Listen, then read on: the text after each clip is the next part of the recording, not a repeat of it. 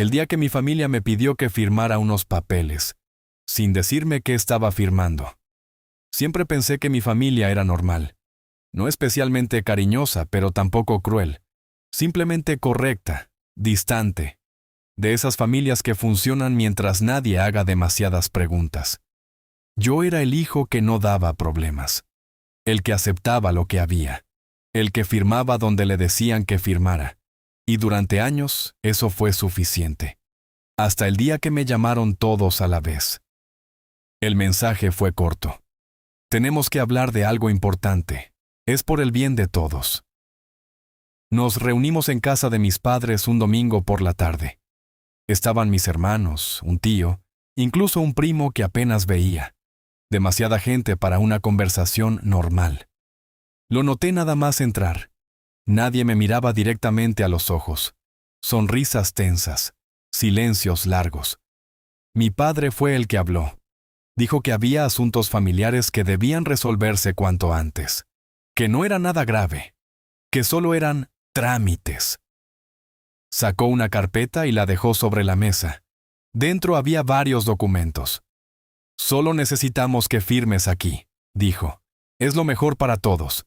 Le pregunté qué era exactamente. Cosas de herencia, respondió mi madre rápido. Nada que te afecte. Ahí algo hizo clic. Si no me afectaba, ¿por qué necesitaban mi firma? Pedí leer los papeles. Mi hermano mayor me dijo que no hacía falta, que confiara, que ya lo habían revisado abogados, que no perdiéramos tiempo, que siempre lo complicaba todo. Eso también me hizo ruido. Nunca había complicado nada. Insistí. Empecé a leer. Lenguaje legal, frases largas, términos confusos. No entendía todo, pero entendía lo suficiente para saber que no era algo menor. Había renuncias, cesiones, palabras que no deberían aparecer en algo sin importancia. Levanté la vista. Esto sí me afecta, dije. ¡Mucho! La reacción fue inmediata. Cambió el ambiente. Mi tío suspiró. Mi madre se levantó a por agua. Mi padre evitó mirarme. Entonces lo dijeron. No todo. No la verdad completa. Solo una parte. Me explicaron que había bienes antiguos, propiedades que llevaban años sin tocarse y que necesitaban ordenarlo todo. Que yo siempre había sido más independiente, que no necesitaba nada de eso. Que mis hermanos tenían hijos, responsabilidades, que yo entendería. Lo decían como si fuera un favor que me hacían. Me pidieron que firmara de nuevo. Dije que no. No grité, no me enfadé. Solo dije que no firmaría nada sin entenderlo todo. El silencio fue incómodo. Y entonces, ocurrió algo que jamás olvidaré.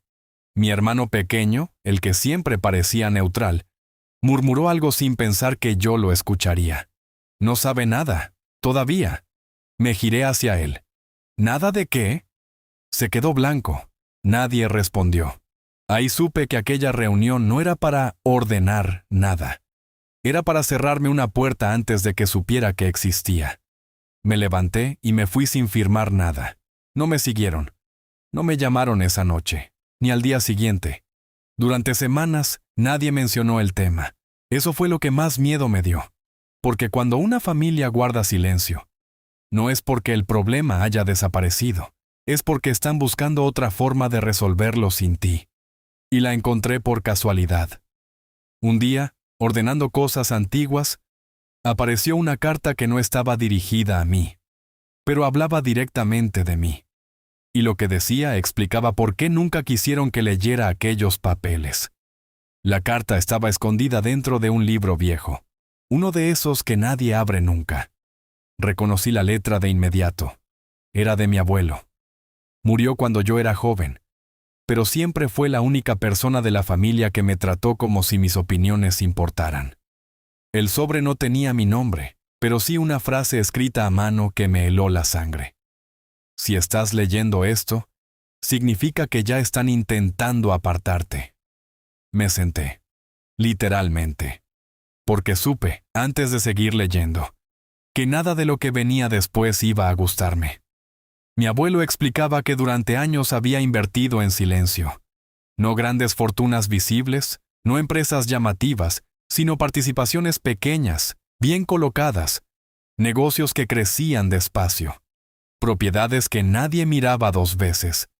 Todo estaba a su nombre, hasta poco antes de morir. Ahí estaba la clave. Había dejado instrucciones claras para que una parte importante pasara a mí cuando cumpliera cierta edad. No como regalo, sino como prueba. Decía que yo era el único de la familia que no veía el dinero como una forma de control, que por eso confiaba en mí. Pero también decía algo más inquietante, que no confiaba en los demás. La carta hablaba de discusiones, de presiones, de intentos constantes de convencerlo para cambiar el testamento, de cómo al final aceptó una solución temporal para evitar conflictos mientras yo fuera joven. Una solución que incluía papeles, firmas y una promesa de que, llegado el momento, se respetaría su voluntad. Ese momento había llegado, y nadie pensaba respetarlo. Entendí entonces por qué necesitaban mi firma. No era para ordenar nada, era para que yo renunciara legalmente a algo que ni siquiera sabía que existía, para cerrar el asunto sin ruido, para repartirse todo sin tener que mirarme a los ojos. Lo peor no fue descubrir el dinero, fue descubrir que lo llevaban planeando desde hacía años, que yo no era parte de la familia a la que querían proteger, sino el obstáculo que había que neutralizar con educación y prisas. La carta terminaba con una advertencia clara. No confíes en que te dirán la verdad cuando llegue el momento. Si te piden que firmes rápido, es porque tienen miedo. Ahí dejé de dudar. Al día siguiente pedí cita con un abogado. No fui a denunciar a nadie. Fui a informarme. Y en cuanto le mostré la carta y le expliqué lo ocurrido, su expresión lo dijo todo. Esto no es una casualidad, me dijo. Esto es una estrategia. Me explicó que, sin mi firma, las cosas se complicaban mucho para ellos, que necesitaban mi consentimiento para mover ciertos bienes, que el silencio posterior a la reunión no era desinterés, sino cálculo. Y entonces llegó la confirmación definitiva. El abogado encontró movimientos recientes, intentos de acelerar trámites, cambios apresurados, como si alguien estuviera intentando cerrar todo antes de que yo hiciera demasiadas preguntas. Esa misma semana, mi familia volvió a llamar. Esta vez el tono era distinto, más amable, más cercano, demasiado. Querían quedar, hablar tranquilamente. Decían que había habido malentendidos, que no querían problemas, que todo se podía arreglar en familia. Sonreí, no porque creyera una sola palabra, sino porque ya sabía exactamente por qué ahora sí querían hablar. Acepté la reunión, pero no iba a ir solo, ni iba a ir a escuchar. Iba a ir a confirmar algo que ya intuía, que la familia que siempre me pidió confianza nunca tuvo intención de dármela a cambio. La segunda reunión fue muy distinta a la primera. Esta vez no había prisas, no había carpetas a la vista, había café, sonrisas ensayadas y un ambiente artificialmente tranquilo. Demasiado tranquilo. Como si todos hubieran practicado el tono correcto frente al espejo. Llegué solo, como habían pedido. No mencioné al abogado, no mencioné la carta. Quería escuchar hasta dónde estaban dispuestos a llegar. Mi madre fue la primera en hablar. Dijo que habían reflexionado mucho, que la familia era lo más importante, que a veces se decían las cosas mal y se creaban malentendidos. Mi padre asintió. Mis hermanos evitaron mirarme directamente. Entonces sacaron los papeles otra vez. Queremos hacerlo bien esta vez, dijo mi padre. Sin presiones. No los toqué. Les pedí que me explicaran con calma qué estaba firmando exactamente. No en términos legales, en palabras normales. Hubo un silencio incómodo. Se miraron entre ellos. Mi hermano mayor empezó a hablar, pero se perdió en frases vagas.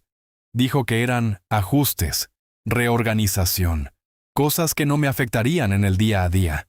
Les pregunté entonces por mi abuelo. El nombre cayó como una piedra en la mesa. Mi madre se tensó. Mi tío carraspeó. Nadie respondió de inmediato. Y ese segundo de más lo dijo todo. Les conté que había encontrado la carta. No levanté la voz, no acusé a nadie. Simplemente dije que sabía que mi abuelo había dejado instrucciones claras, que sabía que una parte importante debía pasar a mí, y que sabía que llevaban tiempo intentando evitarlo. La reacción fue inmediata. Primero negaron, luego minimizaron, después justificaron. Dijeron que mi abuelo ya no estaba bien al final, que había malentendidos, que las cosas no eran tan simples, que todo lo habían hecho por el bien de la familia.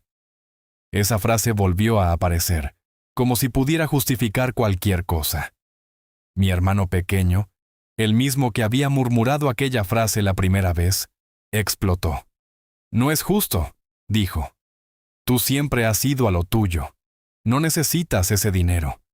Ahí lo entendí todo. No se trataba de justicia. Se trataba de necesidad ajena. Les pregunté por qué nunca me lo habían contado. ¿Por qué no habían confiado en mí desde el principio? Mi padre me miró con una mezcla de cansancio y resignación.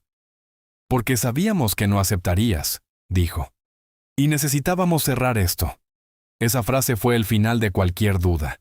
Les dije que no iba a firmar nada, que ya estaba asesorado, que cualquier intento de mover bienes sin mi consentimiento tendría consecuencias legales. No amenacé, no levanté la voz, simplemente expuse hechos. La atmósfera cambió por completo. La amabilidad desapareció. Las sonrisas se borraron. Mi madre empezó a llorar, pero no de tristeza, de frustración.